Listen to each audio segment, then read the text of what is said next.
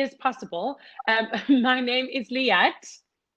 And my name is Carolina, and we're the video bloggers and community builders behind MOMJO. Yes, and today we have a very exciting guest because she was actually one of our first guests on our live show back about 3 years ago.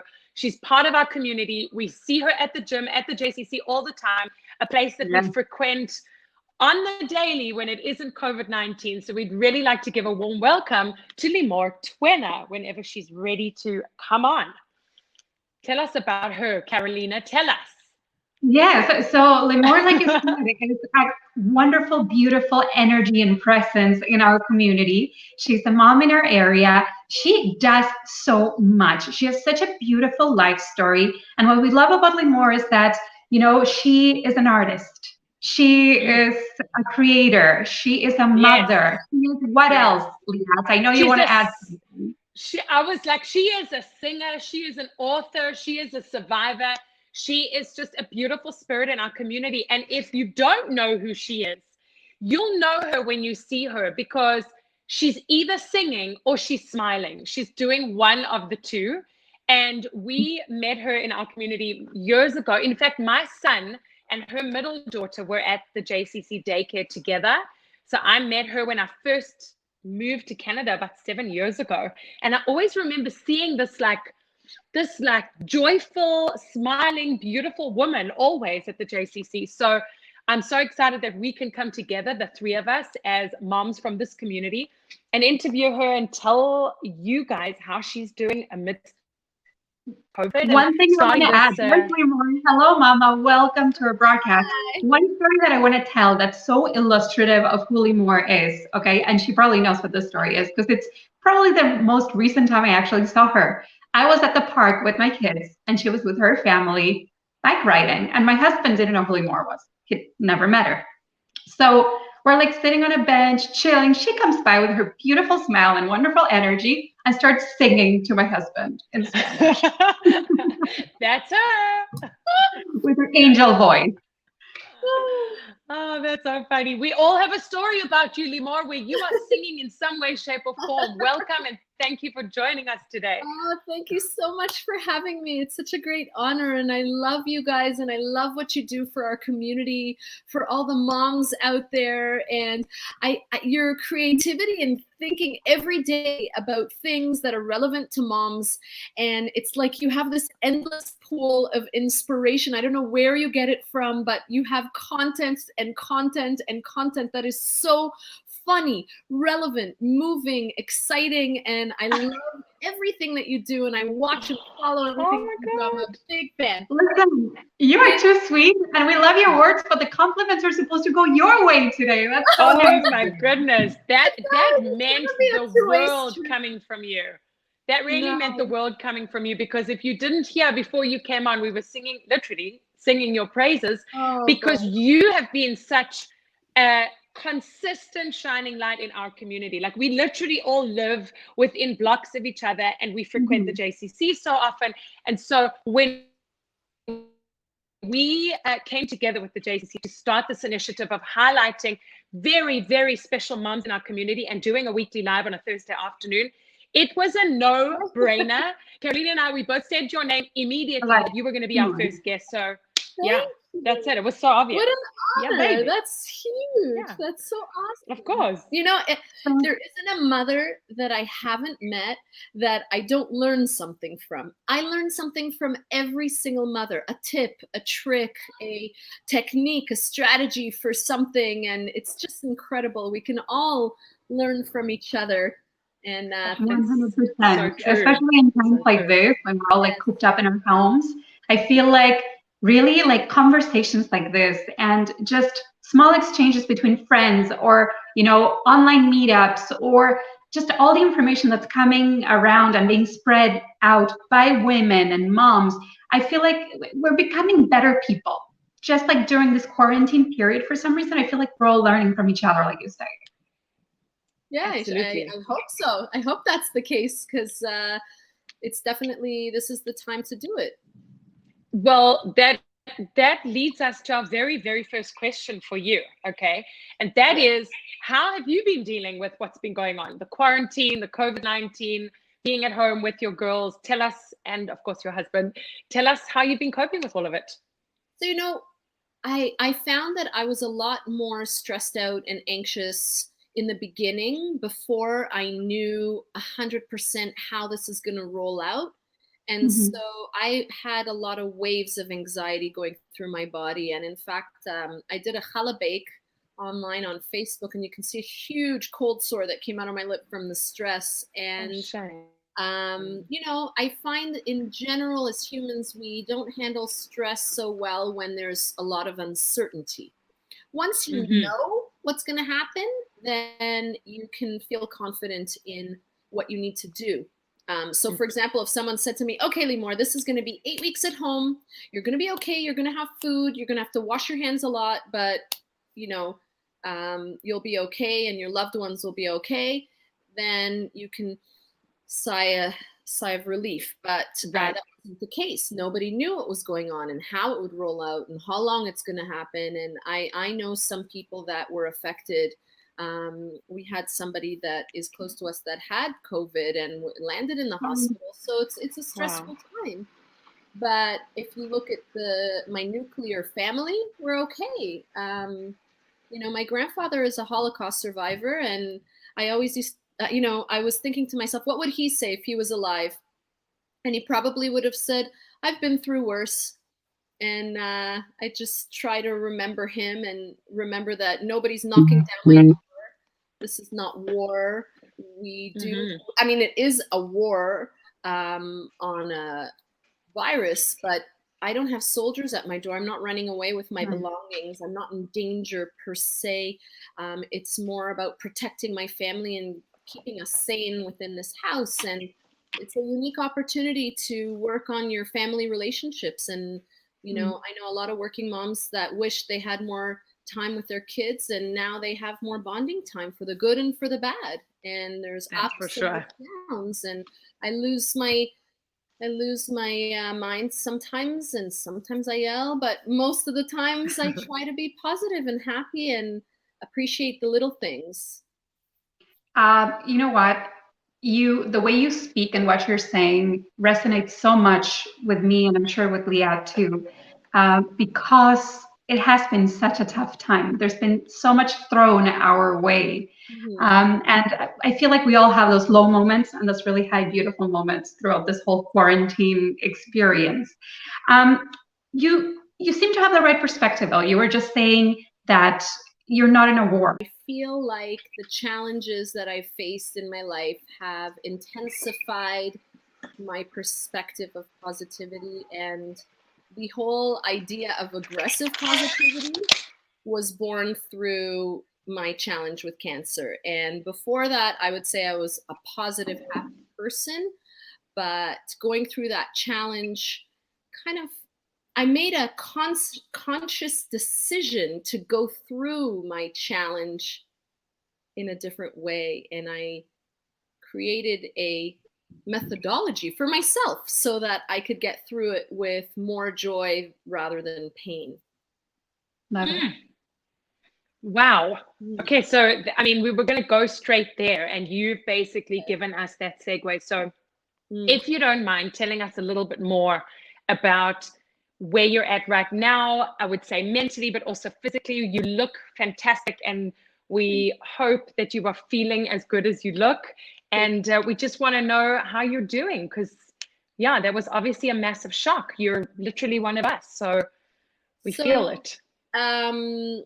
So for whoever is watching our view, and I needed to go through at least a year of treatment. All the treatments that are available, I had to go through, and it really rocked my world. And I spent 3 days crying 24/7.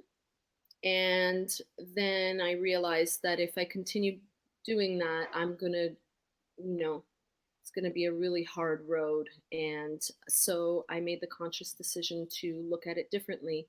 So I started to tell myself, I'm not sick, I'm healing. I'm healing, I'm healing, I'm healing, I'm healing. And when I went to my second appointment with my doctor, so they gave me the news and then they let me go home. They don't bombard you with all the information at once. When I came back for my next meeting with my doctor, I said to her, I don't want you to tell me anything bad. Only tell me the news. I don't want to know recurrence rates. Don't tell me the survival rates. I don't even want to know the proper names of the drugs you're going to be putting me on because I don't want to Google the side effects. I want to know all the information that I need to know from you and sources that you direct me to, but I'm not going to be Googling too much because there's too much info out there and it's not specific to me in my case, my particular situation. And she went along with it. And I really, it helped me tremendously to have that kind of a perspective. And I don't know if you want me to go into a little bit about aggressive positivity. I have a 2-minute version that I can share with you guys. Absolutely. 100%. It's coming up in the questions. Question though. Sorry, Carolina, what were you going to say? Yeah, before we get into aggressive positivity, which is sort of like the light at the end of your journey, I would say, I want to know a little bit about what it was like to try to shut out the negativity, because that's not easy. You just said you weren't Googling. I cannot imagine myself not pouring all over the internet trying to find answers. So how did you manage that emotionally? I think that that's a personality thing.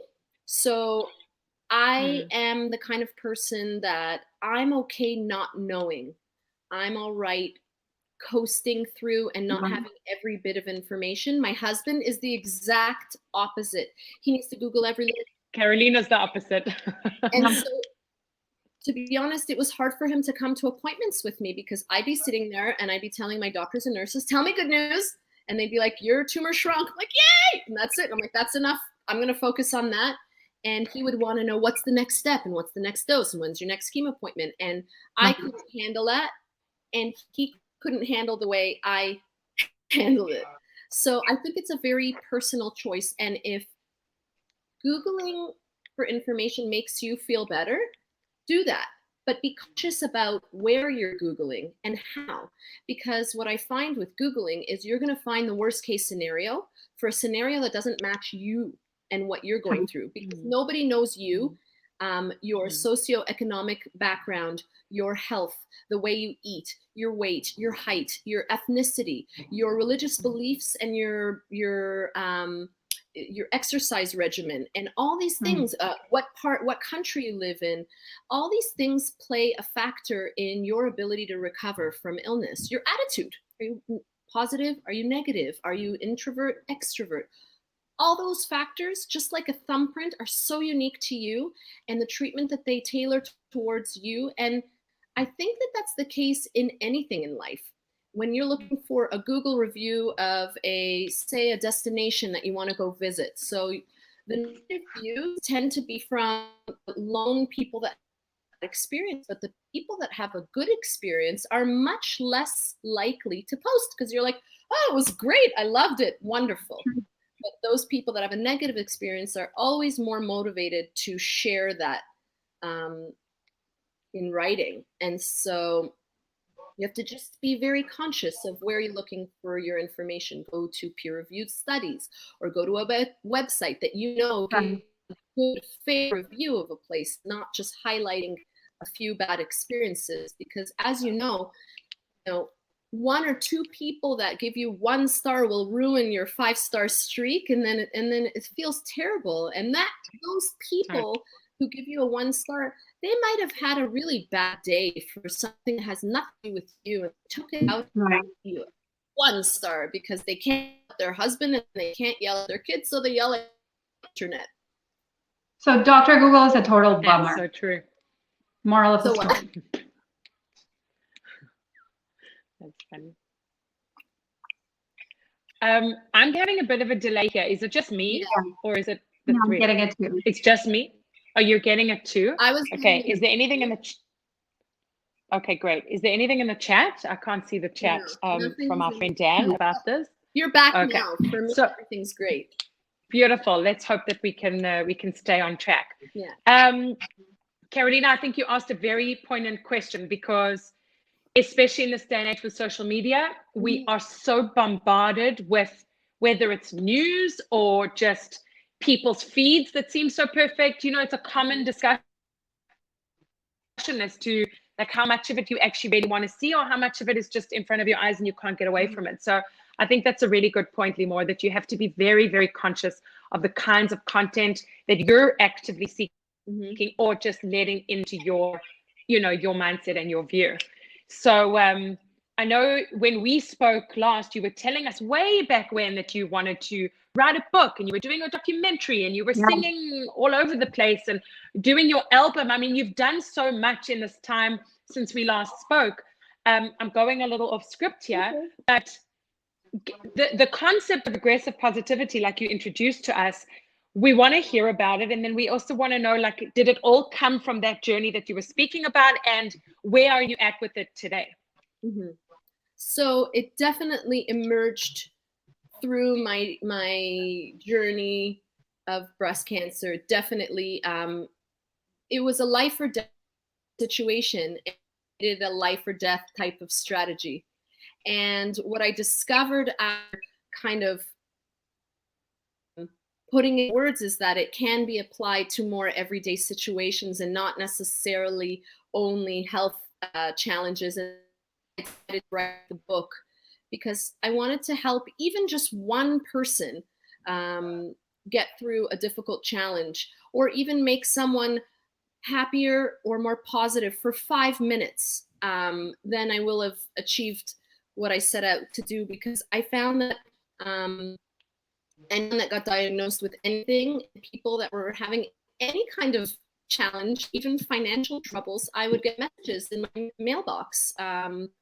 And this has been going on for the last 2 years. And I felt that a book was a much more efficient way to reach more people in a way that is tangible, they can take with them, refer back to it, because conversation, I can get you in a certain state of mind with a conversation, but that's fleeting. It's not lasting. And I needed something more concrete. And aggressive positivity involves not just your mindset, but taking action. And the action part is more important than the thoughts. Wow. So I'm jumping in again. Sorry, Carolina, but go for it. I'm going to get my husband to stop screaming on a business call while we're doing this call. I don't know if you can hear him. No, I can't hear. I just wanted to know. How long do we have? We have about another 20 minutes. So, so we would love to hear a little bit more about the aggressive positivity. And and so if you can give us you said you had a short pitch and explanation about it, that would be amazing. So that you can apply the principles without reading the book. It is available on Amazon.ca right now in paperback and digital format. And it's doing really well on the Hot 100. But my goodness, wow. Here's a version of the concept. So when you're faced with an aggressive challenge, you have to go through the regular steps of shock, denial, anger. You need to allow those emotions to go through your body so that you can reach acceptance. And once you've accepted your challenge, that's where aggressive positivity comes in. The first step is flipping your mind. So in my case, I told myself, I'm not sick, I'm healing. I'm healing, I'm healing, I'm healing, I'm healing. However, as I mentioned before, our thoughts go up and down. How do you keep your thoughts from falling? You have to hit them with an aggressive action of love. What is an aggressive action of love? You have to find that activity that you love so much that it fuels you, literally gives you energy. And that is the energy you need to keep your thoughts up high, because keeping your mental thoughts high is the most difficult energy-sucking activity that you can do, even more than physical exercise. So once you schedule that activity in such a way that you're always getting boosts of energy and fuel, you'll be able to keep your thoughts high, and whatever challenged you will seem to fade in impact and importance compared with the excitement of doing that activity that you love. So for me, that was singing. So a day before my mastectomy surgery, I was in the studio singing for 4 hours. And for 4 hours, that was my therapy. not only was I not thinking about my surgery, but I was floating. I was flying, thinking of the words, my delivery, the emotion that I was going to put into it, my tone. And now it doesn't mean that I didn't get anxiety the moment I left the studio. However, a day before surgery, rather than spending 12 hours in anxiety, I spent 8. And imagine what that does to your body's ability to heal. Wow. So I did that. Even I scheduled a gig 4 days after surgery, knowingly, because that was my motivation to get out of bed. So I still had drains hidden in my back. And I sang at the JCC at Israel Day. I sang a tikva, and I was on all kinds of painkillers, but I sang. And that was my way of kind of getting out of bed. And the last step of aggressive positivity is deflecting negativity. How do you do that? Well, there's, first of all, negativity inside our own bodies that we carry, and we need to take care of that. One of the strategies I used was writing a list of every person that I had perceived had wronged me and that I carried with me. And my list was surprisingly long. Boyfriends that cheated on me, bosses that fired me, you know, but the list can be endless. The endless little everyday things that happen to us as humans, I was kind of carrying, like, oh, that happened to me, that was terrible. Oh, that happened to me, that was terrible. And it's not healthy to always look at your history and have negative feelings, because that, again, breaks down your body. So what I did was I wrote that list out, and I said every person's name individually. I said, so-and-so, Carolina, I forgive you for hurting me. What did I do to you? But I thank you for teaching me about being passionate. I thank you for changing my direction. I thank you for leading me to the next friendship. And I learned from you what I want in a friendship. And not everything negative has a negative overall effect on your life. In fact, if you look back, everything negative led you to the positive. So I offloaded a huge amount of angry feelings that I was carrying in my heart and replaced it with great gratitude towards those same people. And that is a mind flip. So you can mind flip your attitude towards your past. So when you were going through like those dark, challenging moments, what was the first thought that came to mind? Like in the framework of that mind flip that you're talking about, what was the first thing that you thought, the first sentence you said to yourself, the first words you used to switch up that negativity into positivity? I'm not sick, I'm healing. It's not chemo, it's medicines. It's not surgery, they're saving my life. It's not my oncologist, she's my angel. Wow. So every time I see my doctor, I'd see an angel who's going to save me, who's guiding me. Jeez, the power of words and positive thinking. It's like you are literally the living proof of it, right? It's not the circumstance itself that's important. It's the way that you see it.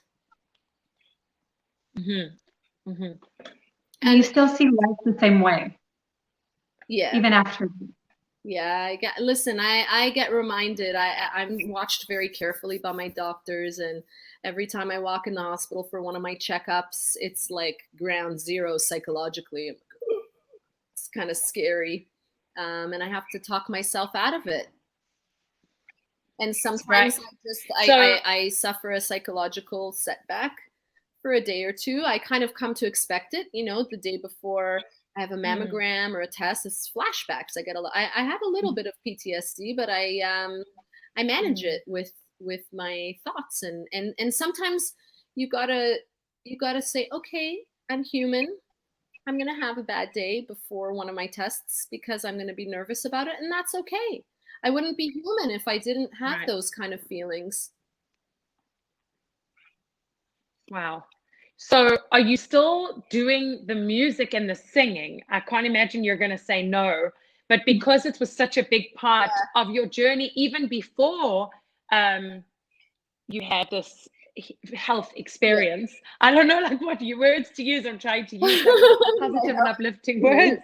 But tell us where you're at with your singing journey, because I remember you were like in Israel and you were singing and being interviewed by like news in Israel and then coming back here and doing shows.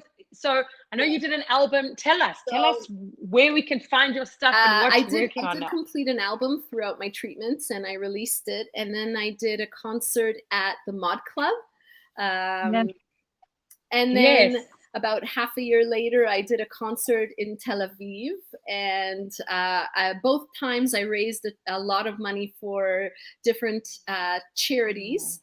And it was so incredible. And I filmed 2 videos during that time. And my most recent video I released in November called Oleshe, which is a hilarious, amazing story. I wrote a song on an Uber drive with the cab driver. We loved it. It was so fun. It went viral in Nigeria. My driver was Nigerian and he's Nigerian. And you know what I learned going through everything I went through is that you can elevate everyday moments to something extraordinary if you just imagine it. So you would think an Uber drive is just an Uber drive, but my driver, I sensed he had a Nigerian accent. I started to sing to him a Nigerian prayer. Oreti baba she ojo miloju. What is he must have been like, what? He freaked out because I don't have an accent either when I sing in Yoruba. And he shared with me that he dreams of being a singer. So I told him, let's sing a song right now. Oh my goodness. It's so you. It is so you. It's right? She will sing to anyone. She will sing with anyone. It's wonderful. I love it. Okay, so can you just sing a little snippet of the song? Because I remember loving it. It was very catchy. So I said to him, let's write a song about you, how you can do it if you just believe in yourself. How do you say everything's going to be okay in Yoruba? And he said, we say, Borisoke. So I said, awesome. Turn up the beat. So I found a beat on YouTube, and on his phone, he played, and I started singing, Borisoke, Borisoke, Borisoke, Borisoke, and he started to sing, Oleshe, Oleshe, oh my gosh. Oleshe, Oluwade, Oluwade, Oluwade. And next thing you know, we had a song. And how long was the Uber ride anyway? The Uber ride from beginning to end was an hour, but I recorded the songwriting conversation, which was 20 minutes. Amazing. Wow, what a beautiful story. Unbelievable. Okay, so that sounds amazing. And we have to ask the JCC, and we will share on MOMJO as well. We need the link to that song. We need to share it, because it just, you like feel that we were like feeling the vibe, loving it. You know, our South American and South African roots were like loving those beats. So we would love to hear more of that. That's brilliant. America's Got Talent shortly after that.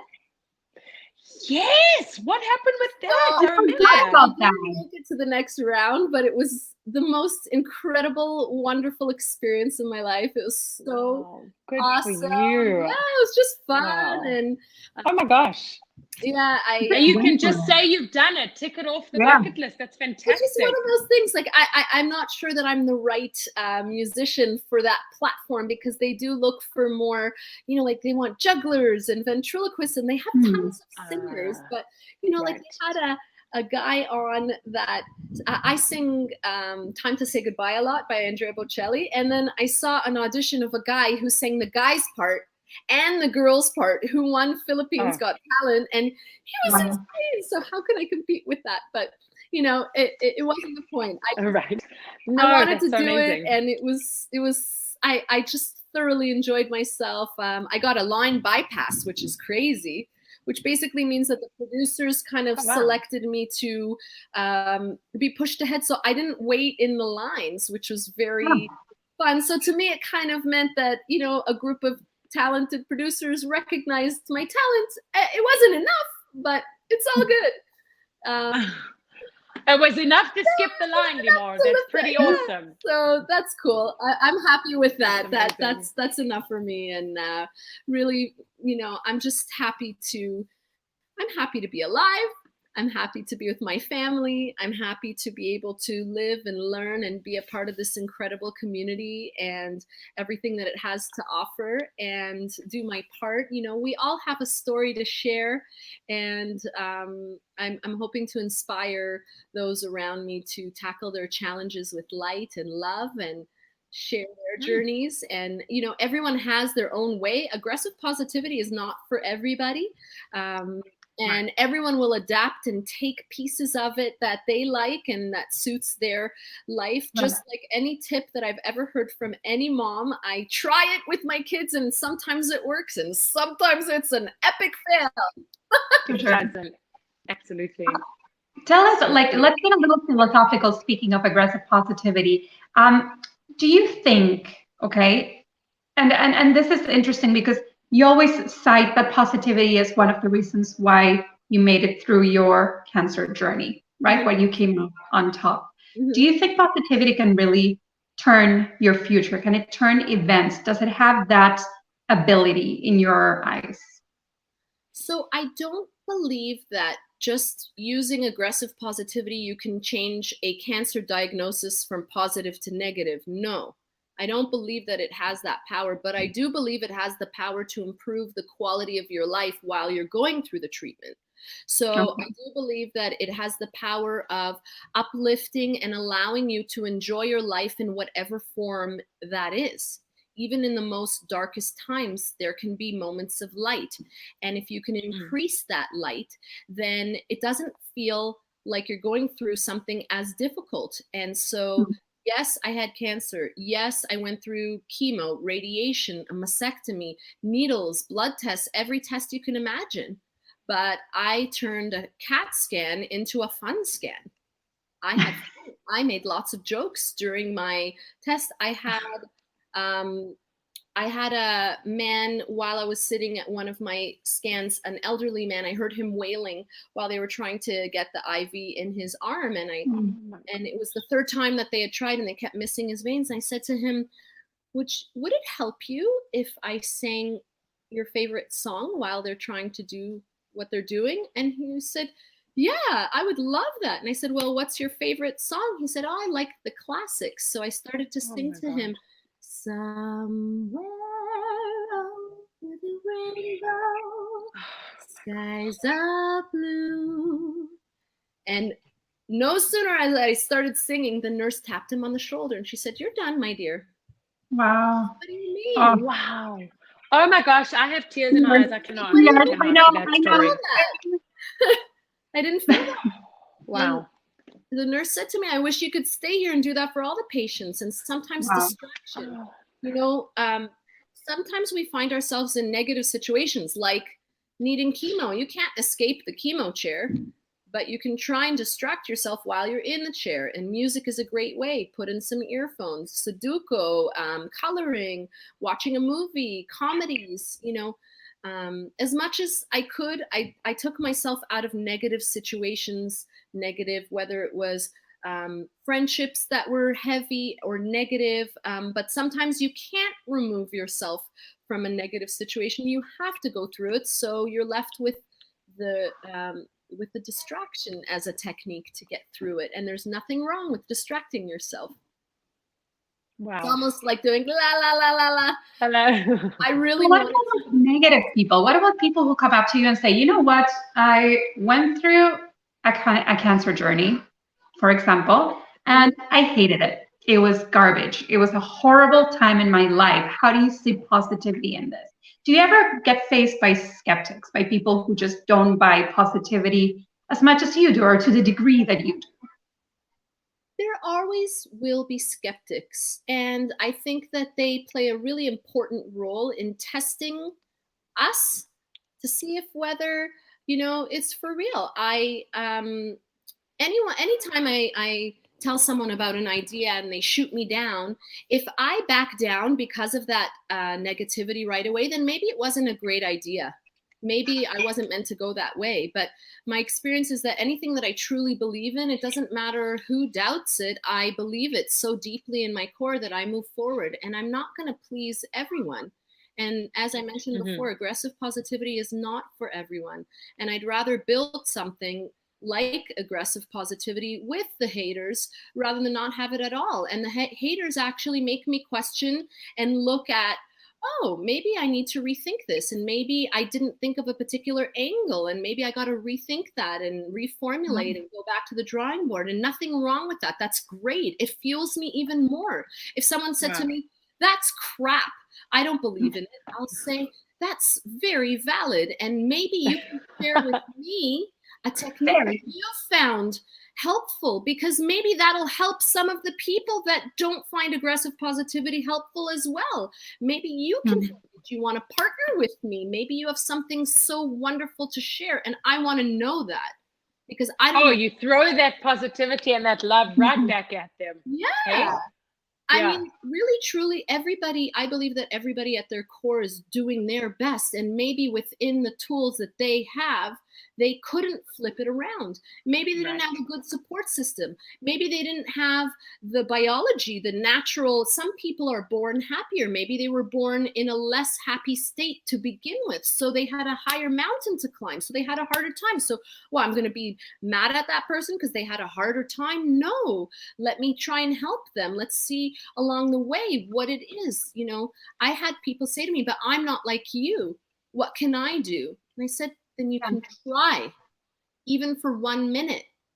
Try for 1 minute to have positive thoughts. 1 minute. And then maybe tomorrow I'll ask them to have 2 minutes of positive thoughts, because you can't expect a hyena to be a giraffe and a giraffe to be a lion. Everybody is who they are. Everybody is who they are, and they deserve their place in the jungle, and they have their role to play. And humans have that same, we have that same structure. The naysayers, the people that encourage us, everyone plays a role, and I accept it and I take it all. That's beautiful. Gosh, we could just listen to you all day. And of course, Mother's Day is coming up, Limore. We know you have 3 beautiful girls. Yes. I think when it comes to they're really special. Let's not kidding. They are beautiful. What I was going to say is when something like Mother's Day comes up, or birthdays or anniversaries or holidays and whatever, it really makes us reflect on where we're at in our lives, especially where we're at with our kids, something like Mother's Day. So coming up to Sunday, what are you hoping your legacy will be for your kids when they're our age? You know, I hope to give my daughters confidence. Because when you're confident, then you can achieve anything you put your mind to. And confidence and kindness goes a long way. Well, those are 2 things that you for sure stand for. So when you live it, they will take it on. I'm sure of it. Yeah, I mean, truly, when you believe, then anything is possible. And if you're willing to do the hard work behind those beliefs, then you can do it. I mean, for example, the book, I have 10 cover that I did, and I'm not talking about the versions of the current cover in different color schemes and bigger or smaller words. No. 10 completely different covers that I paid a designer to do a version that I was horribly disappointed in, that didn't really resonate with what I was doing. And then I created covers on my own. I had my daughter draw some. I mean, I was trying everything. Wow. And sorry, I don't want to say I was horribly disappointed in the one that the designer made. It wasn't it. It was just wasn't like, you know, when you know that you're gonna marry your man, he's the one. Yeah. Even the ones before were great, but just it wasn't exactly it. So that's how I felt about the covers, that it just wasn't it. And I had a lot of setbacks where my first round of feedback from the book was dismal. It was like, oh well, it's okay. Literally, it's okay. Wow. Yeah, and I thought, and that was after a year and a half of working on it, and I thought, or 2 years of work, and I thought, oh my God, is it worth putting out there if it's just okay? And that's here's a situation where I got feedback that was negative or constructive, and it could have stopped me in my tracks. And if I didn't believe enough in the book, I would say, okay, I'm done. This is not worth it. But I felt so strongly that it is worth it. So after I got over it, and because it was my life's work, my soul's work out there. It's like my heart on a plate, So once I got over that, over my own ego, I thought, oh my gosh, there is some really important feedback here. And I got to look at everything that is being said, and I got to address every question and decide for myself whether I agree with it or don't agree with it. And if I agree with the feedback that needs to change, I got to relook at it and rejig it and solidify and edit and remove and put in things that are necessary and remove things that are not. And that was my hardest work, is saying goodbye to pieces that I was emotionally attached to, but had no place in the book. So I edited and continued. And then once I got over my ego enough to do that work, then I just went full force. I'm just like, okay, let's pound it. And it helped me also accept criticism in every area of my life a little bit better, because we're here to grow, and I'm not perfect. I'm human. I have human feelings. I get disappointed. I get fearful. I get insecure. I get envious. I get all the feelings that we are embarrassed to admit. I get them. They come in my head. They come in my heart. But that's where aggressive positivity comes in, is I try and flip them. I acknowledge that they're there. I say, thank you for coming in my heart. Now I know that I am a human, and now it's time for you to go. And here's what I'm going to do with that feeling. So your book sounds like a true work of love. Can't wait to actually check it out. We got the Coles notes today. But where can people find it? You said Amazon? Amazon. It's on a paperback Kindle version, and I'd be so happy if you could leave reviews if you read it and let me know what you think. And and it. Is there going to be an audiobook version more? Is there going to be an audiobook version where you read it out? I just had my husband bring home, he has one of those Snowball USB speakers that you can properly, in high quality, record your voice. I'm going to use that to record an audio book, because there's a lot of people that are visually impaired that I feel would benefit from hearing some good messages to help them get through. Absolutely. For the visually impaired, and for those who want to take you in their ears when they go working out or something, and that it's literally my next actually want to read it. So yeah, I love that. And you could also make some musical interludes, right, in between chapters. Yes. I actually recorded a song in my closet for a feature film last week. That's very cool. Isn't it amazing how we're like just managing to do the things we're planning or should have done, even though COVID is happening? You recorded a song. Carolina and I recorded a song separately in our bedrooms and then filmed them inside and out for our latest parody. So it's so amazing. Anything can happen. Anything can happen. You guys are so amazing. I don't even know how you think of all the things that you think of. You're so I don't know either. So incredible. Yeah. So a lot of good things. I also I'm going to be putting together an aggressive positivity workshop. I did a test run today with my cousin Maya Kramer in Israel, and we had people joining from New York, Israel, and Toronto on a Zoom call. And I walked 14 people through the process of actually taking a challenge that they're facing and flipping it, and then creating some aggressive actions of love. And I just wanted to mention something. Why did I choose the word aggressive? And the reason is because our challenges hit us aggressively. And you have to hit them back just as aggressively, if not more, if you want to overcome them with light. Wow. That's beautiful. Amazing. Okay. So what was I going to say? I was going to say, this is the first of a series of 6 shows that we're doing to highlight the most amazing, not the most amazing, but some of the most amazing moms that we have in this beautiful and special community. So Limore, tell us, as you kick off this Mother's Day special, what are you planning to do on Sunday with your kids? I'm planning on doing everyday things like go for a walk. That's it, right? These days. But You know what? Just being able to spend that time with my kids, it's precious. With all of with everything that's going on, I'm appreciative to be here. You know, 3 years ago, all I prayed for is that I would be alive to see my children another year. And here I got it. And I'm reminded every day that we're so blessed. And we're so blessed to be able to be moms and influence the next generation. I'm always amazed at how I'll teach my kids something, say, singing wise, that took me 43 years to learn how to put emotion and the right tone.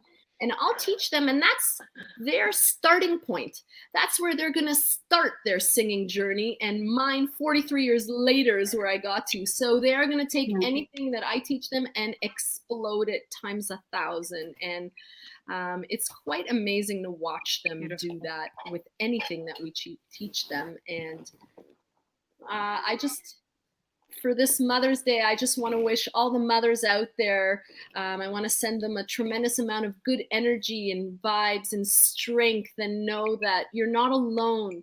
And we have an incredible community out here. And if you want to reach out to me or to Liat or Carolina, we're all here for you. We all go through what you go through, and we love you and we thank you for the efforts you put into your kids, because your kid might be my kid's husband, wife in the future, and it's the good work and values that you're putting into them that I'm going to benefit from, and my child will benefit from, because you took the time to discipline your son and make him a human, so that he's going to be a good dad to my grandchildren one day. So thank you. Yes, Mom. Oh, guys, you just led into a very deep thought.